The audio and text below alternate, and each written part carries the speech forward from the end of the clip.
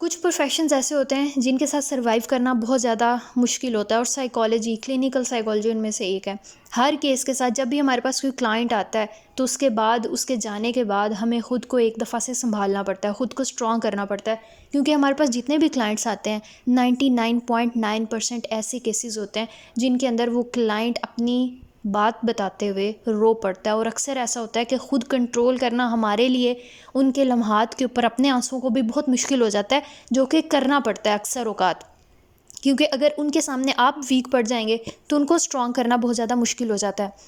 Same اسی طرح سے آج عید کے دن مجھے کچھ میسیجز موصول ہوئے اور مجھے ضروری لگا کہ آپ لوگوں کے ساتھ ان کو شیئر کیا جائے کہ دنیا میں ایسے بہت سے لوگ ہوتے ہیں جو کہ ایک ایسی زندگی گزار ہوتے ہیں خوشی کے دن کے اوپر بھی، جو کہ بہت تکلیف دہ ہوتی ہے، اور جب وہ ہمارے ساتھ شیئر کرتے ہیں تو ہمیں بھی ایک لمحے کے لیے سوچنا پڑتا ہے، اور شاید ہمارا بھی خوشی میں سے کچھ لمحے ایسے ہو جاتے ہیں جب ہم ان کے ساتھ بھی بہت زیادہ چیزیں فیل کرتے ہیں۔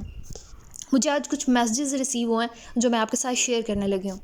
مجھے میسیجز ملے کہ عید اچھی نہیں گزری، اداسی ہے، تنہائی ہے، مایوسی ہے، رونا آ رہا ہے، کوئی چیز اچھی نہیں لگ رہی ہے۔ کیوں؟ پیرنٹس کا کوئی ایشو نہیں ہے، اپنا پرسنل ریلیشن شپ کا کوئی ایشو نہیں ہے، فائنینشیل کوئی ایشو نہیں ہے، ایشو ہے تو خاندان کا، ان لڑائیوں کا جو خاندان کی بڑوں کی آپس میں چل رہی ہیں، اور اس کی وجہ سے وہ بچے اپنے کزنس کے ساتھ، اپنے بہن بھائیوں کے ساتھ نہیں مل سکتے، ان کی وجہ سے ان کی عید اچھی نہیں گزری۔ یہ ہمیں بہت معمولی چیز لگتی ہے، اور یہ ہمارے ہاں بہت زیادہ آج کل کلچر بڑھتا جا رہا ہے ان لڑائیوں کا، ان کلیشز کا، اور اس کی وجہ سے بچے کس حد تک افیکٹ ہوتے ہیں ہمیں اندازہ نہیں ہے، اور پھر اس طرح کے کیسز ہمیں سننے کو ملتے ہیں۔ تو مجھے امپورٹنٹ لگا یہ بات آپ کے ساتھ شیئر کرنے کے لیے کہ ہوتا کیا ہے، اسپیشلی مڈل کلاس کیسز میں ایسا ہوتا ہے۔ ایلیٹ کلاس خاندانوں کی آپس میں نہیں بنتی ہے، کوئی مسئلہ نہیں ہے، وہ ان کے دوست ہوتے ہیں، وہ اپنے مزے کر لیتے ہیں، ان کی عیدوں میں اتنا زیادہ اس کیس میں ایشو نہیں ہوتا۔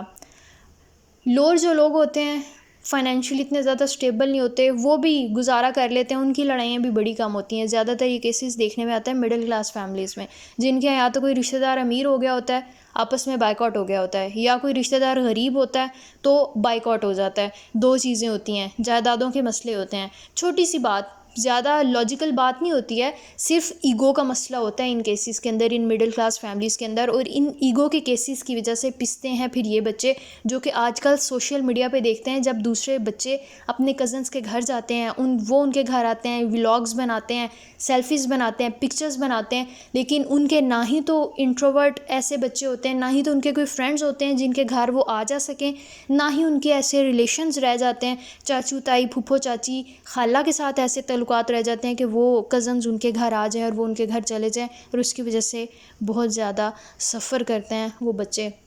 تو خدا را اگر آپ کے ارد گرد بھی ایسے لوگ ہیں جن کے گھر